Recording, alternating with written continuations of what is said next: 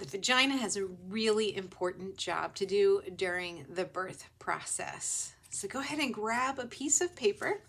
I want you to fold it like an accordion fan, like we used to make when we were in kindergarten class, right? And just fold it together so that it looks like this. While you're doing that, I'm going to talk a little bit. So if you take a look at the skin on the outside of your arm here, if you try to stretch it, you will notice that it really doesn't stretch very far. When you get a moment, go ahead and try that. Right? That skin, it gives a little bit, but not a lot. And that's because the skin on the outside of your arm is not designed to stretch. It is made up of a special type of skin cell that when we put all of those skin cells together, it forms this type of tissue, and this type of tissue has a job. Its job is to protect everything that's underneath it. So underneath this tissue right here, we've got bones, we've got muscle tissue, we've got ligaments, we have our vascular system, we've got nerve pathways, right? So we want to protect and keep those intact and right where they need to be. That's the purpose of this skin tissue right here. Now, the skin tissue on the inside of the vagina is different than this skin tissue right here.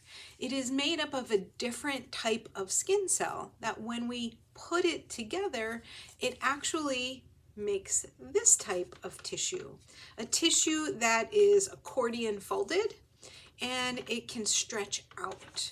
So when we think about having a baby and we think about this type of skin right here stretching, ouch, that doesn't seem like a good idea.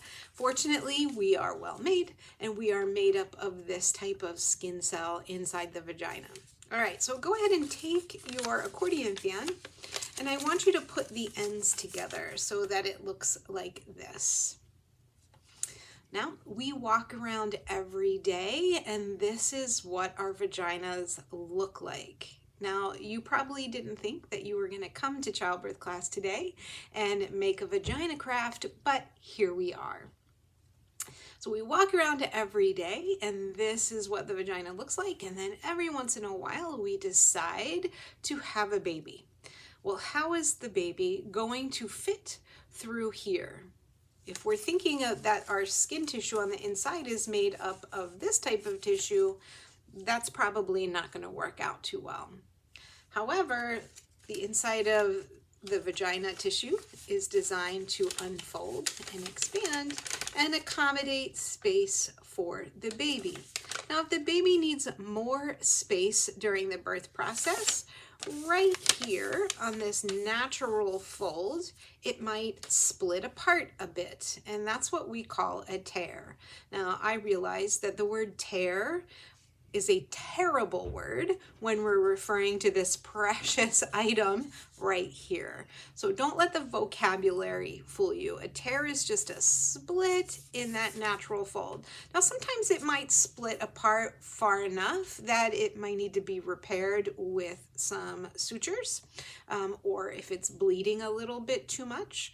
But that's a fairly easy repair because what happens is once it's repaired, or even if it doesn't need repair and it's just going to heal on its own, this natural fold just folds right back up on itself and everything goes right back into place. Now, when we talk about an assisted delivery with an episiotomy, that is a surgical incision, not just into the surface level tissue, but into the tissue and sometimes muscle layer below it. That is a much different recovery period. So even though we hear a nice clean cut versus a tear, we have to understand what those words mean. We've chosen really poor words to describe it because one sounds much better than the other, but one means something totally different. So remember that surgical incision is going to lead to a longer recovery and a little bit more painful recovery for you than that natural tear right on the fold. Now we're going to talk about ways that we can minimize the severity of those tears later on in our course. So don't focus on that part right now. Just know that this heals much easier. Now, during the last trimester of pregnancy, and as we start to get closer to the day of birth, you will notice an increase in vaginal discharge, so much so that you may have to wear like a heavier panty liner or even a light pad.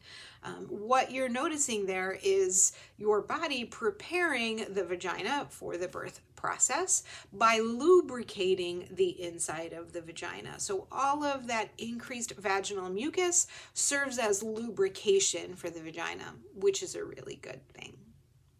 Now, go ahead and take your accordion fan back, and you've just made yourself your first comfort measure for labor.